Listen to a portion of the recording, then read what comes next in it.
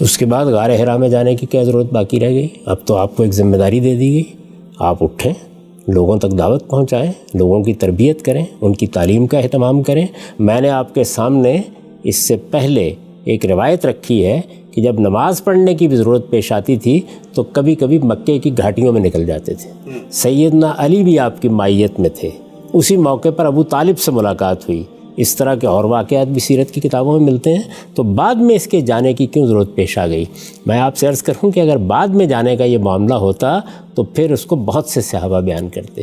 ایسا کچھ نہیں ہوا، جس طرح ہوا ہے وہ میں نے آپ کے سامنے رکھ دیا ہے، اور میرے نزدیک اس میں ابن ہشام نے جس روایت کو قبول کیا ہے وہ بڑی حد تک قابل قبول ہے، اس پہ کوئی خاص اعتراض نہیں پیدا ہوتا۔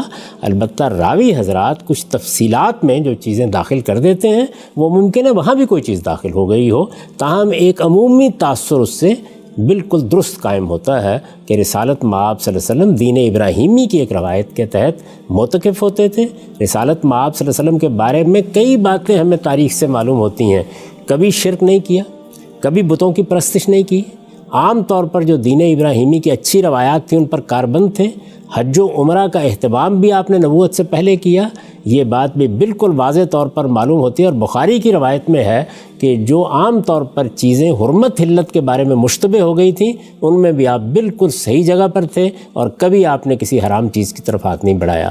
تو اس وجہ سے دین ابراہیمی کی روایت کے تحت کوئی عبادت ہو، کوئی ریاضت ہو، کوئی بندگی کا معاملہ ہو، کسی خاص چیز پر عمل ہو، کوئی اللہ کی راہ میں انفاق ہو، اس پر کوئی تردد نہیں ہونا چاہیے، اس لیے کہ آپ ابراہیم علیہ السلام کی اولاد میں سے ہیں اور ملت ابراہیمی کے اندر پیدا ہوئے۔ ٹھیک ہے ہم سب